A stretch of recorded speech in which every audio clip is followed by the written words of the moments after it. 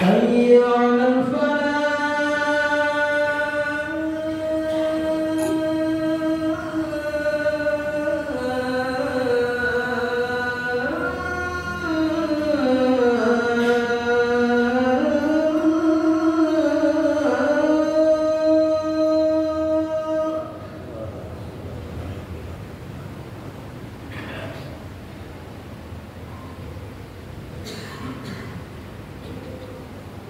حي على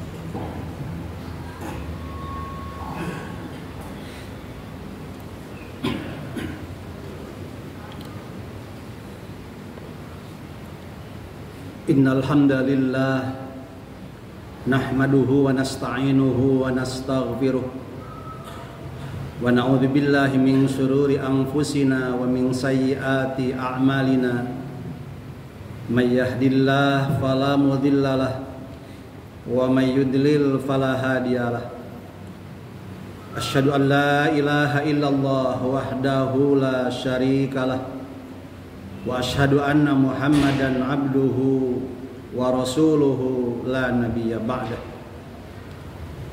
Allahumma fasholli wa sallim ala sayyidina Muhammadin kana shadiqul wa'di wa kana rasulan nabiyya wa ala alihi wa sahbihi alladhina yuhsinuna islamahum wa lam yaf'alu syai'an fariya. Amma ba'd. Faya ayyuhal hadirun rahimakumullah, usikum wa nafsi bitaqwallah faqad fazal muttaqun. Faqala ta'ala fi kitabil karim, a'udzu billahi minasyaitonir rajim.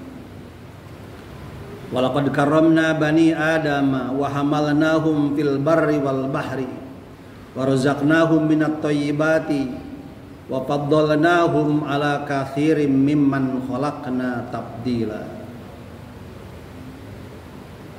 Hadirin al-Jumat yang dimuliakan Allah, khatib berwasiat dengan wasiatut takwa kepada khatib sendiri dan kepada semua ahli Jumat. Mari kita sama-sama meningkatkan keimanan dan ketakwaan kita kepada Allah.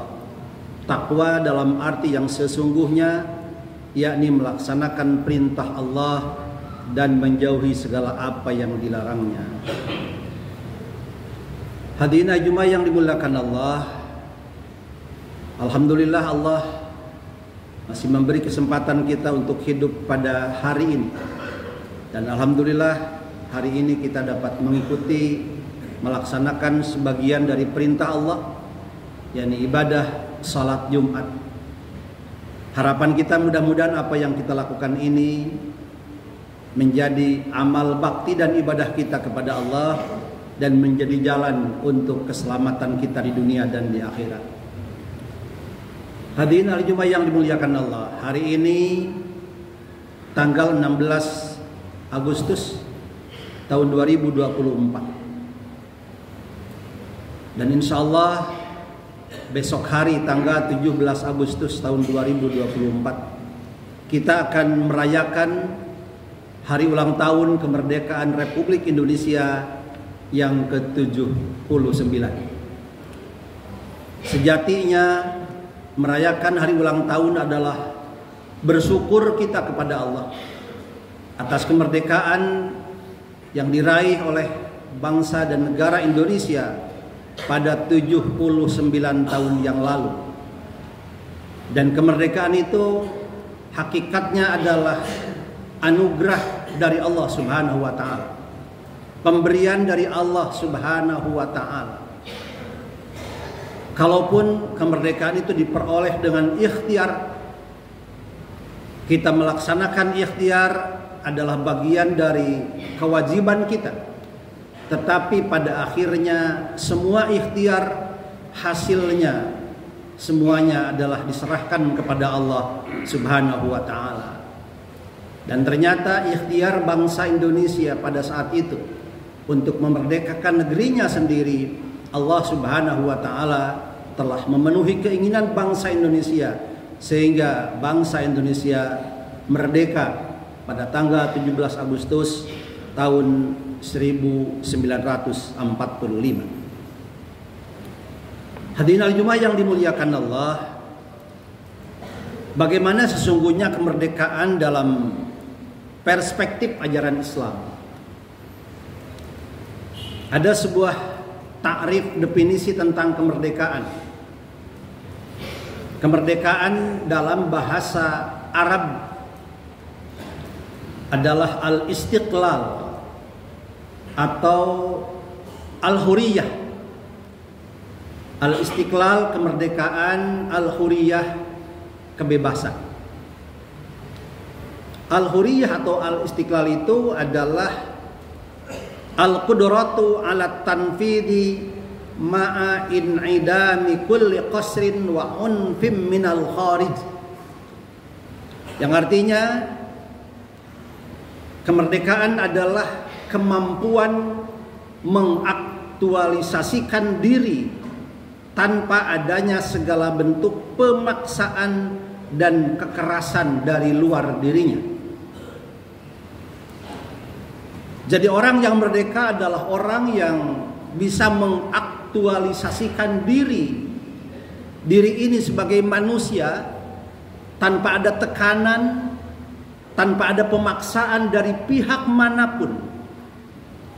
Itulah makna kemerdekaan. Dan ternyata Allah Subhanahu wa ta'ala lah yang hakikatnya memberi kemerdekaan kepada kita, kepada manusia.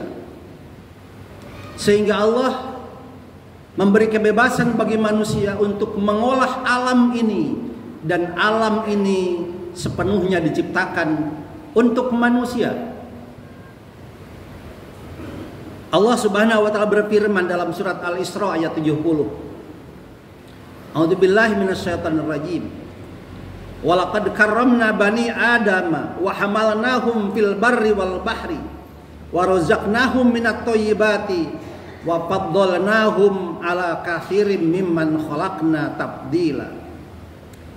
Yang artinya bahwa Allah Subhanahu wa taala telah memuliakan seluruh Bani Adam, telah memuliakan seluruh manusia, dan Allah memberi fasilitas baik di darat maupun di lautan dengan angkutannya sehingga manusia dapat berlalu lintas.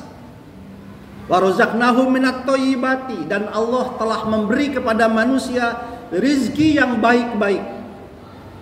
Wa faddalnahum ala katsirin mimman khalaqna tafdila, dan Allah telah memberi keutamaan kepada manusia dibanding dengan makhluk-makhluk Allah yang Allah ciptakan selain manusia. Ayat ini jelas menunjukkan kepada kita bahwa manusia adalah makhluk yang dimuliakan oleh Allah Subhanahu wa taala dibanding dengan makhluk-makhluk yang lainnya. Bahkan bukan hanya itu, tetapi juga manusia diberi fasilitas untuk hidup dengan fasilitas yang baik, baik di daratan maupun di lautan. Dan Allah memberi rizki kepada kita dengan rizki yang baik-baik. Pada surat Al-Jasiyah ayat 13, Allah Subhanahu wa taala berfirman, A'udzubillahi minasyaitonir rajim. Wa sakhkhara lakum ma fis samawati wa ma fil ardi jami'an minhu inna fi dzalika laayatil liqaumin yatafakkarun. Dan Allah Subhanahu wa taala telah menaklukkan bagi kalian apa yang ada di langit dan apa yang ada di bumi. Jami'am minhu, semuanya Allah taklukkan untuk manusia.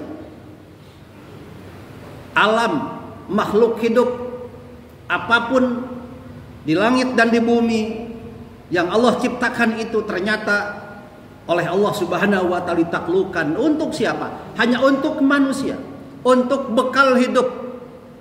Karena itu Allah mempersilahkan kita untuk mengeksplornya. Allah memerintahkan kepada kita untuk mengolah alam ini dengan kemampuan manusia yang diberi akal oleh Allah Subhanahu wa taala. Sehingga dalam salah satu ayat Allah menantang kita, barang siapa yang mampu menembus langit, menembus bumi, silahkan tembus langit, silahkan tembus bumi. Tapi kalian tidak mungkin dapat menembusnya kecuali dengan ilmu, dengan akal kalian. Yang Allah memberi bekal kepada kita akal untuk bisa menembus langit, menembus bumi, untuk bisa mengolah alam ini. Dan itu untuk kalian semua.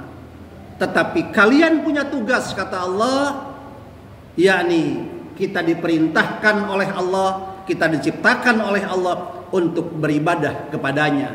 Wa ma khalaqtul jinna wal insa illa liya'budun. Tidak semata-mata kami ciptakan jin dan manusia kecuali untuk beribadah kepada Allah Subhanahu wa taala. Jadi hakikat kemerdekaan sesungguhnya adalah hanya mengabdi kepada Allah. Tidak boleh mengabdi kepada manusia, tidak boleh mengabdi kepada selain Allah Subhanahu wa taala.